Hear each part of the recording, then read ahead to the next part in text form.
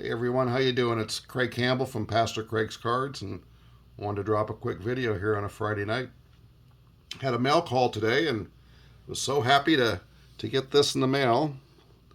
It's a 1954 Red Man Tobacco card, Eddie Mathews, and it's signed and just looks really nice. PSA 9 on the autograph and authentic on the grade. Pretty sharp card. There's just a little bit of a crease right over in here.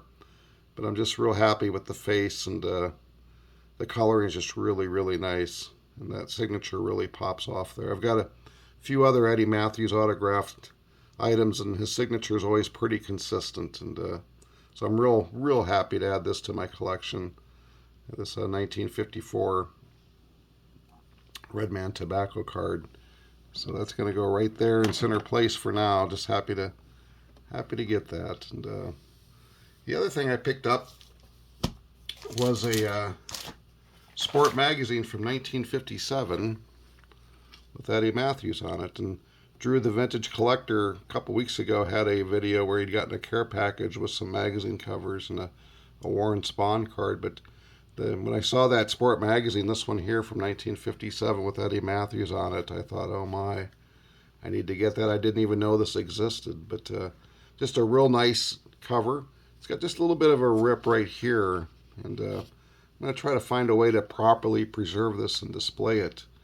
And so if anybody's got any ideas, please let me know. And when I saw the Eddie Mathews magazine, the same seller also had this Robin Yount Beckett cover magazine from September of 1992 with his 3,000 hit commemoration. But I was really happy to pick this up also to go along with my Eddie Mathews magazine collection. So maybe a new thing's been tapped with collecting also magazine covers of some people.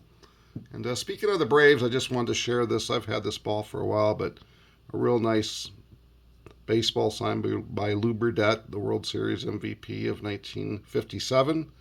He had 3 wins, all complete games. He won Game 7 as well, and so just real happy to have this nice baseball signed by Lou Burdette.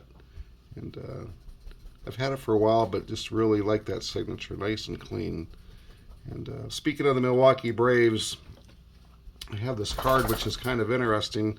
It's a common card from 1954 by Roy Smalley. He was a shortstop for the Braves, but if you notice, each one of the corners have been trimmed, probably to fit into some kind of a picture, not a picture magazine, but a picture book where they would fit into a photo album. I'm sorry, I couldn't find the right word there. But yeah, each one of these corners have been trimmed, and the card's pretty much worthless because of that. But I'm not an investor, I'm a collector, and I really like the Milwaukee Braves, and this card being a common, I got no problem putting in my collection because it's crease-free and fairly well centered. Looks really sharp. And so he'll go right into my Milwaukee Braves collection. Of course, if I find one that I can upgrade and replace this with, I will. But these little corners here for a common card from 1954, I'm okay with that. And so I'm looking forward to going to the card show in Washington, PA. And I'll try to give a report back on how the card show went.